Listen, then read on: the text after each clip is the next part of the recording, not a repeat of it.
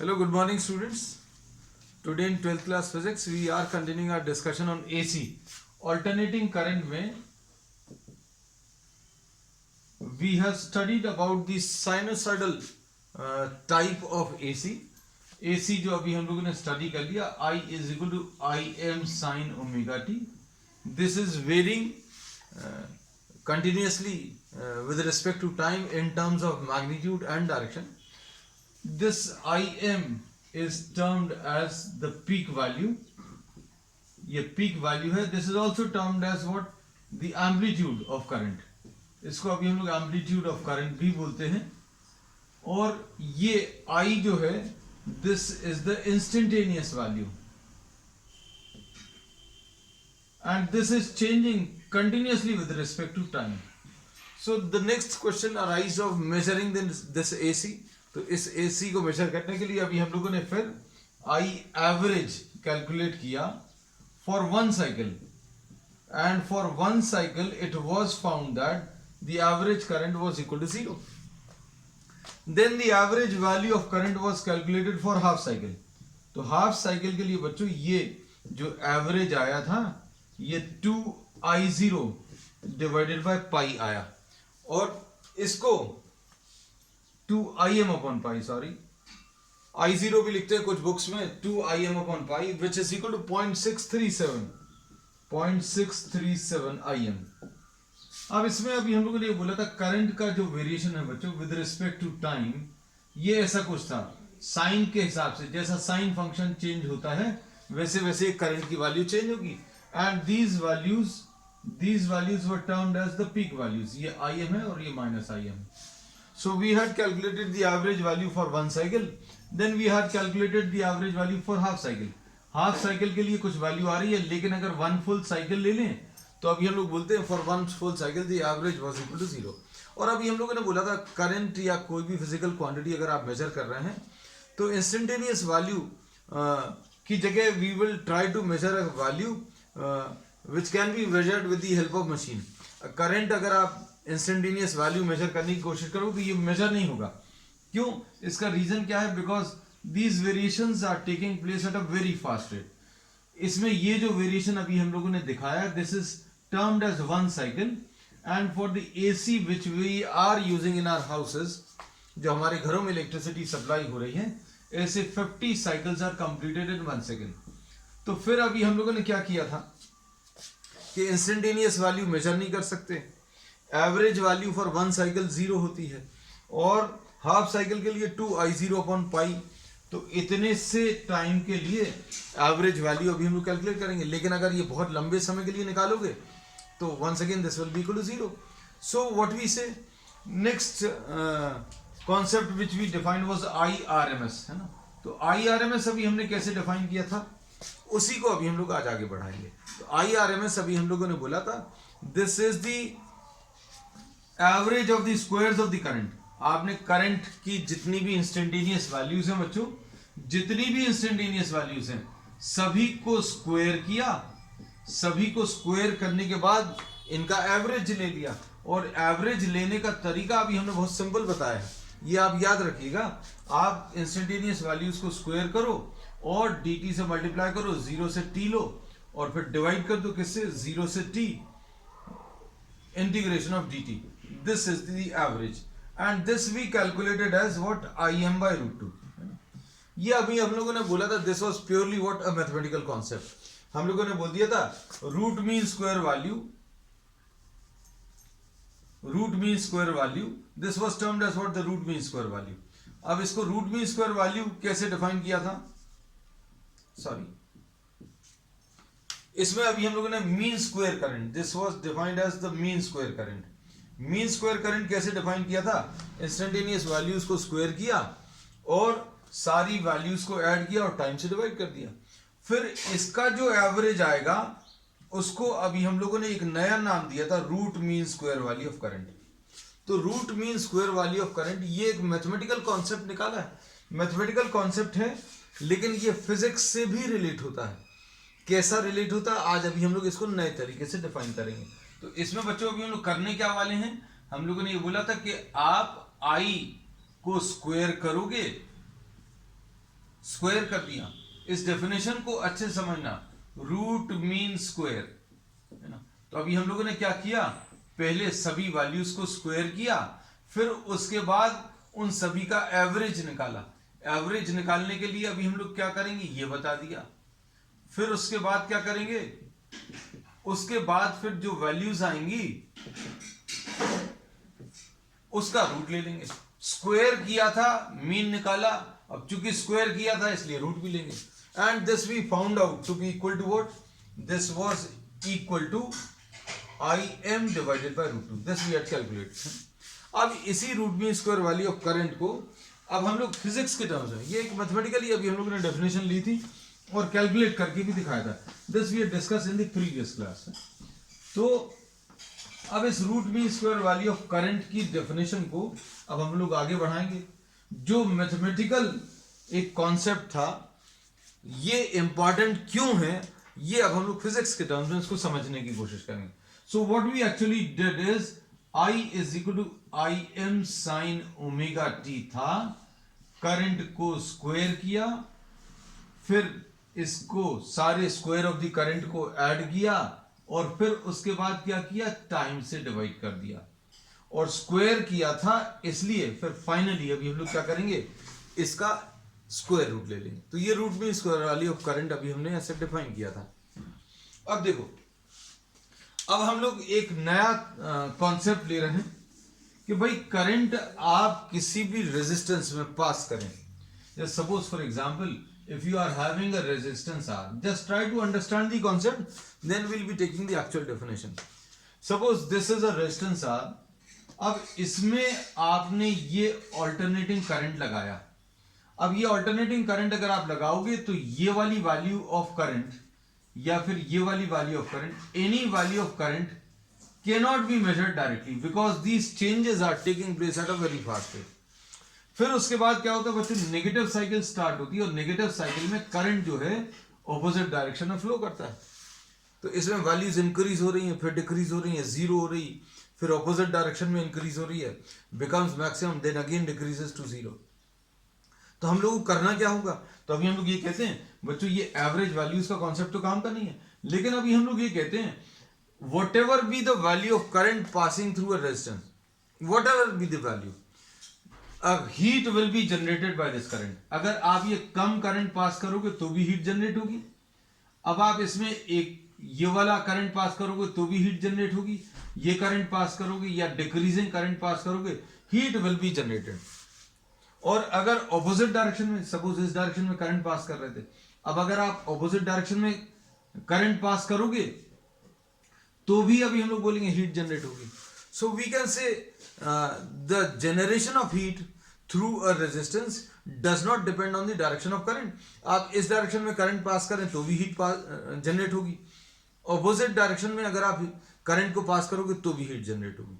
So we say that the principle of measurement of alternating current is based on generation of heat, है ना। तो आप heat के basis पर अभी हम लोग ऑल्टरनेटिंग करंट को मेजर करेंगे।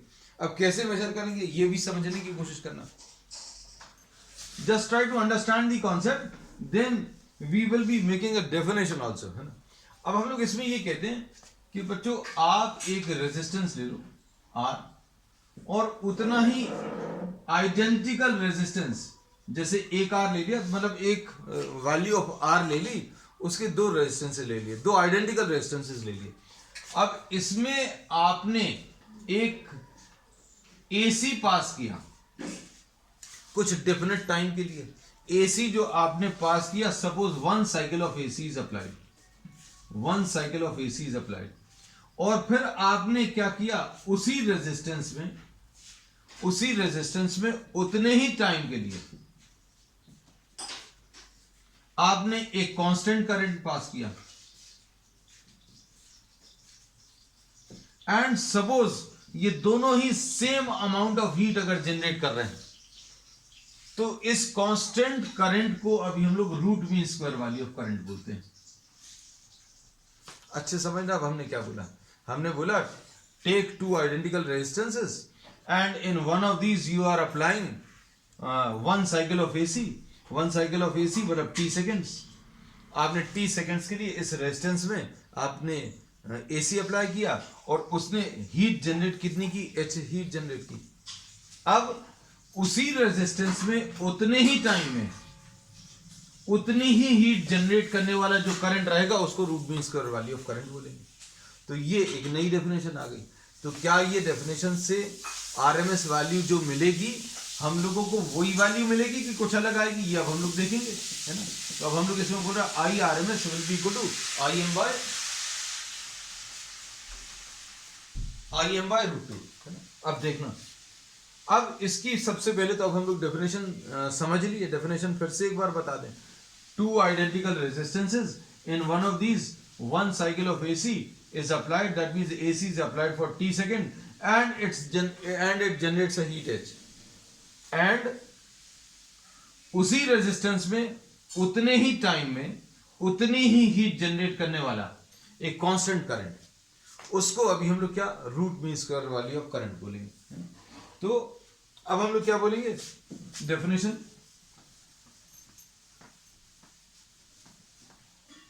अब हम लोग लिख ले रहे हैं बच्चों।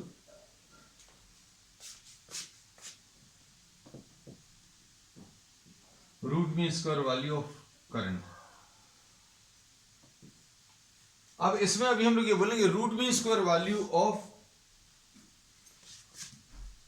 RMS value of AC is defined as a steady current। अब अच्छे समझना बच्चों, a steady current which produces the same heat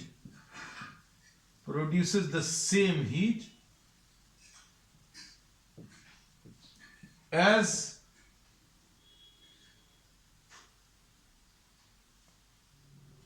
produced by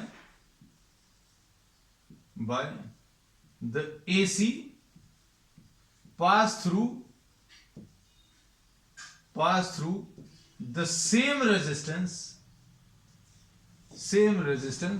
for the same time। अब इसमें मेन चीज है बच्चों, it which generates the same heat.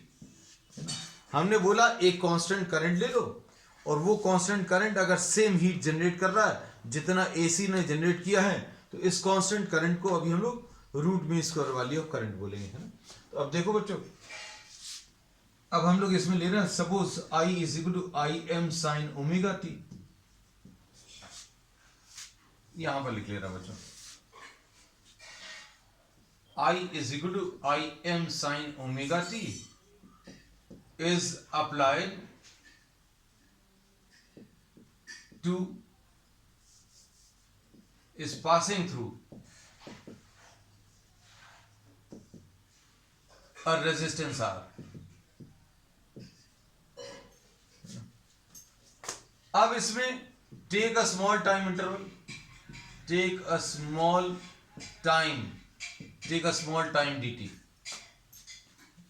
अब इसमें क्या बोलेंगे, स्मॉल टाइम क्यों लेते बच्चों, ये हम बार बार आपको पिछले टॉपिक्स में भी बता चुके हैं।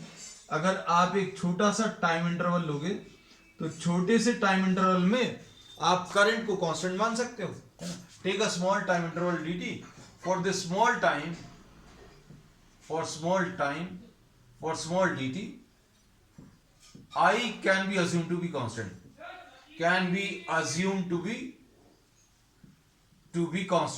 I को अभी हम लोग कैसा कांस्टेंट अज्यूम कर सकते हैं। अब इसके बाद हीट जनरेटेड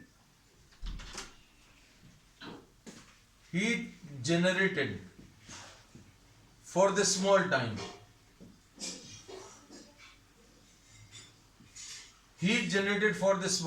कैसे मिलेगा, DH।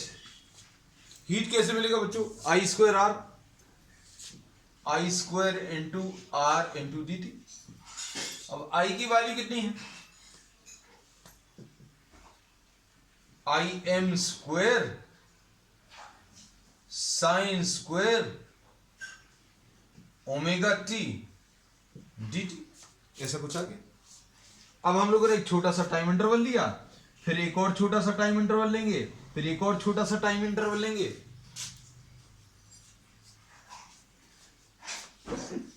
ऐसे जितने भी छोटे छोटे टाइम इंटरवल आएंगे सभी के लिए अभी हम लोग ऐसे हीट कैलकुलेट करेंगे, और ऐसी जितनी हीट आएगी उन सभी को ऐड करेंगे। और ये एडिशन कितने समय के लिए करेंगे? For one cycle. So for one cycle of AC, for one cycle of AC applied to the resistance, अगर आपने one cycle of AC apply किया for one cycle of AC यानी टी सेकेंड्स के लिए, हीट जनरेटेड कितना आ जाएगा? Heat generated कैसे मिलेगा? This will be equal to integration of dH. अब इसके बाद इंटीग्रेशन ऑफ डीएच का मतलब क्या है बच्चों? आई M square sine square omega T D T. और ये टाइम कहां से कहां तक चेंज हो रहा है बच्चों? तो टाइम 0 से टी तक चेंज हो रहा है, 0 सेकेंड से लेकर टी सेकेंड तक। अब इसमें क्या करेंगे बच्चों? ये तो अभी हम लोगों ने क्या किया है? We have applied what? One cycle of AC. इसमें ये चीज समझ में आना चाहिए कि ये जो कैलकुलेशंस बच्चों अभी हमने किए हैं किसके? वन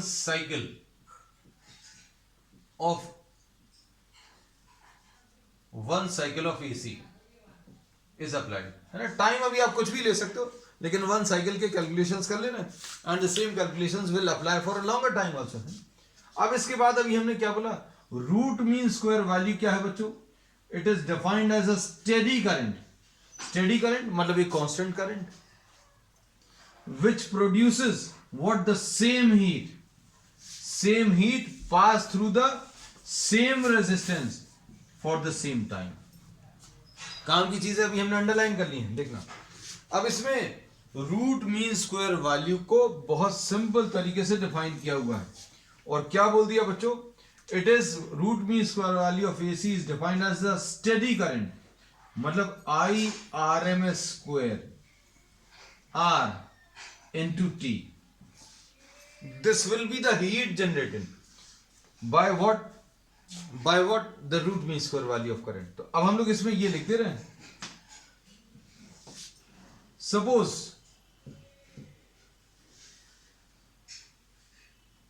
अच्छा इसको फर्स्ट नंबर दे दे रहे हैं, यहां पर लिख दे रहे हैं। सपोज अ स्टेडी करंट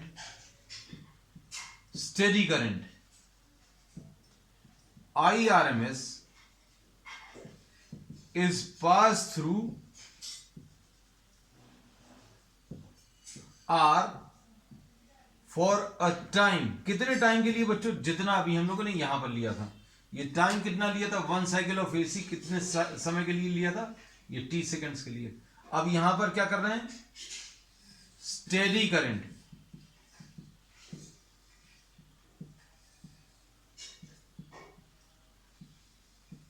और ये भी कितने समय के लिए पास कर रहे हैं? टी सेकेंड्स के लिए। तो अब इसमें हीट जनरेटेड कितनी आ जाएगी? हीट जनरेटेड, अब इसमें तो इंटीग्रेशन की जरूरत नहीं पड़ेगी। क्यों नहीं पड़ेगी? क्योंकि अभी हम लोगों ने इंटीग्रेशन क्यों किया था? क्योंकि ये एसी था और एसी में करंट की वैल्यू चेंज हो रही थी, और करंट की वैल्यू को कांस्टेंट करने के लिए हम लोगों ने एक स्मॉल टाइम इंटरवल लिया था। We have taken what? A small time interval। अब हम लोग क्या बोलेंगे? Heat generated by the steady current। अब करंट अगर कांस्टेंट है तो बच्चों आपको स्मॉल टाइम इंटरवल लेने की जरूरत नहीं है ना। तो heat generated by this current, इसको भी H लिखेंगे। H क्यों लिखेंगे? क्योंकि सेम हीट है बच्चों, है ना। H will be equal to IRMS square into R into T। अब इसको बच्चों अभी हमने सेकेंड इक्वेशन लिख दिया। तो अब इसमें according to the definition these two should be equal. ये दोनों इक्वल आएंगे और सॉल्व करने पर जो मिलेगा वो root mean square value of current आएगा, है ना। तो अब हम इस डेफिनेशन को रब कर दे रहे हैं, अब सॉल्व करके बता देना। अब हम लोगों ने इसमें क्या बोला था, ध्यान से सुनना। Root mean square value of current किसको बोला था? We had taken two identical resistances और इसमें क्या पास कराया था बच्चों, हमने 1 साइकिल ऑफ एसी पास कराया था, 1 साइकिल ऑफ एसी यानी t सेकेंड्स के लिए। और इसमें क्या पास कराया था, इसमें अभी हमने एक कांस्टेंट करंट IRMS पास कराया था, और कितने समय के लिए, t सेकेंड्स के लिए। और इसमें अगर हीट h है तो इसमें भी हीट h होनी चाहिए। मतलब अभी हम लोगों ने ये बोला था जितना ये AC हीट जनरेट कर रहा है उतनी ही हीट जनरेट करने वाला एक कांस्टेंट करंट, इसको अभी हम लोग root mean square value of current बोलेंगे, है ना। तो ये दोनों को अभी आपको इक्वेट करना है इस डेफिनेशन के हिसाब से। t सेकेंड्स में इसने कितनी हीट जनरेट करी, ये निकाल लिया फर्स्ट इक्वेशन से। t सेकेंड्स में इस कांस्टेंट करंट ने कितनी हीट जनरेट की, वो भी निकाल ली। तो बच्चों ये कितनी थी, ये अभी हम लोग मालूम है कितनी है, 0 to t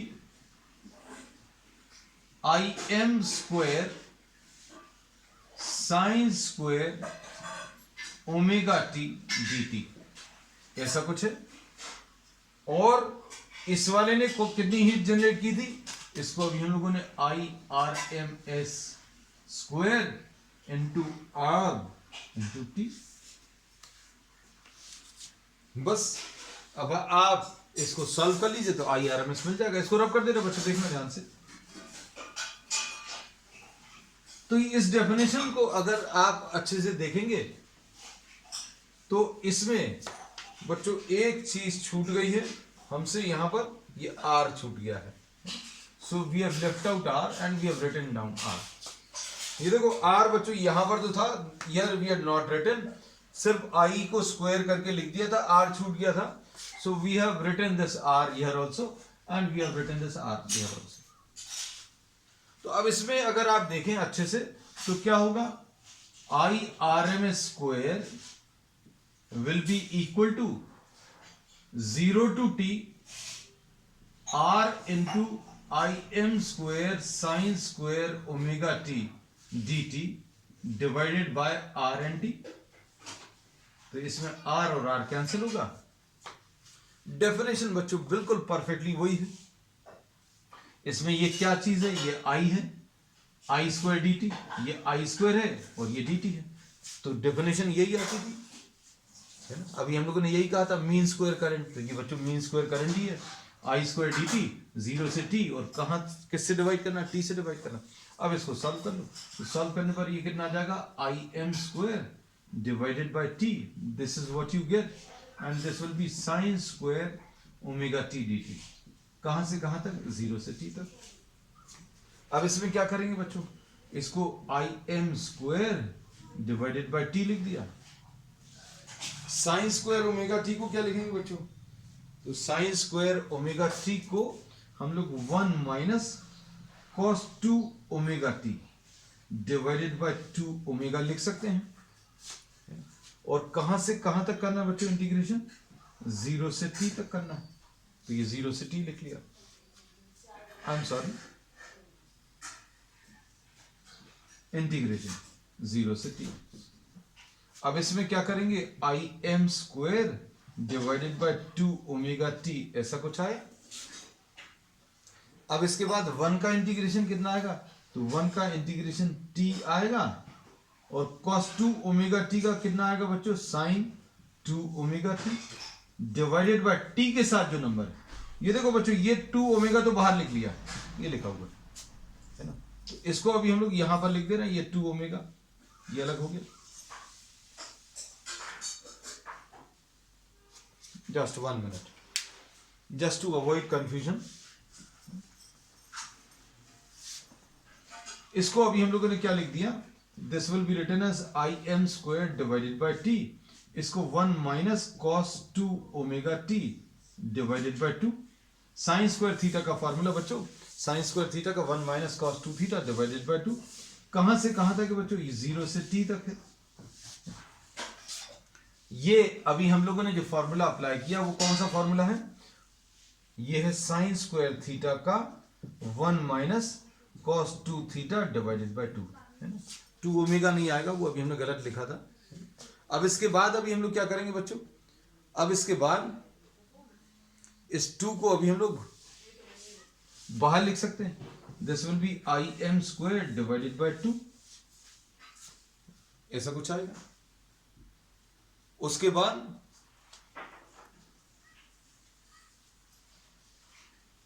इधर कितना आ जाएगा, ये t भी है, ये 2 को बाहर ले लिया, t लिखा हुआ है, उसके बाद ये 0 से t है। अब बच्चों देखना 1 का इंटीग्रेशन t आ जाएगा और cos 2 ओमेगा t का, ये cos 2 ओमेगा t का sin 2 omega t divided by 2 omega 0 से t। अब ठीक है बच्चों, तो अब ये कितना आ जाएगा, व्हाट कैन वी डू। अब इसमें I M square divided by 2t, तो बच्चों ये कितना आ जाएगा, t minus sine 2 omega capital T divided by 2 omega minus 0 का रखेंगे तो ये पूरा 0 हो जाएगा, 0 माइनस साइन 0, तो ये सब तो 0 हो जाएगा। और साइन 2 ओमेगा टी बच्चों, साइन 2 ओमेगा टी भी बच्चों 0 होता है, क्योंकि ये ओमेगा टी को अभी आप 2 पाई लिख लोगे और ये साइन 4 पाई आ जाएगा। This we have discuss in detail in the previous class. तो ये कितना आ जाएगा, टी बचेगा। तो क्या आ गया फाइनली आंसर में, फाइनल आंसर में आपको I R M square will be equal to I M square divided by 2t into 2t, इसमें t और t कैंसिल होगा, तो I R M square will be equal to I M divided by 2, I M square divided by 2, और I R M S will be equal to I M divided by root 2। ये answer आ गया। तो अब हम लोगों ने इसमें देखो क्या किया है, root mean square value of current निकाला, but this we have calculated on the basis of heat.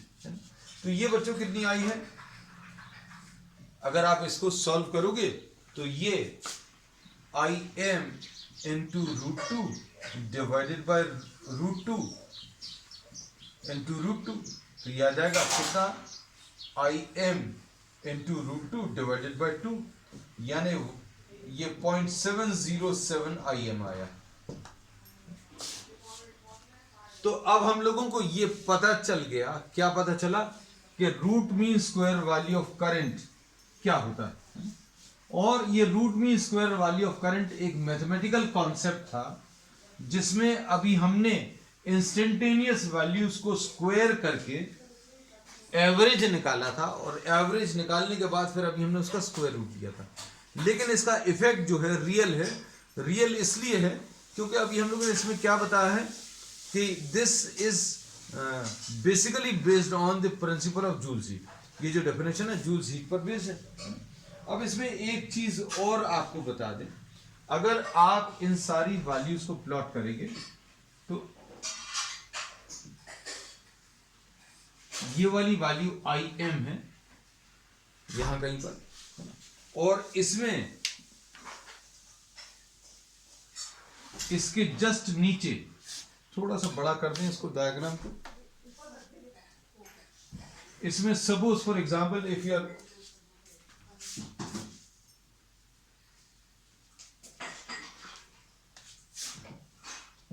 ये देखो, इसमें ये बच्चों आई एम है और इसके जस्ट नीचे ऐसी कुछ ये वाली आ जाएगी आई आर एम एस, और ये आई आर एम एस कितना है 0.707 आई मैक्सिमम, और इसके जस्ट नीचे जो है बच्चों ये आ रही है आई एवरेज, और आई एवरेज कितना 0.63 आई एम है ना। तो अब हम लोग इसमें क्या बोल सकते हैं बच्चों, सबसे बड़ी पीक वैल्यू उससे छोटी I M is greater than I R M S, and I R M S is greater than I average.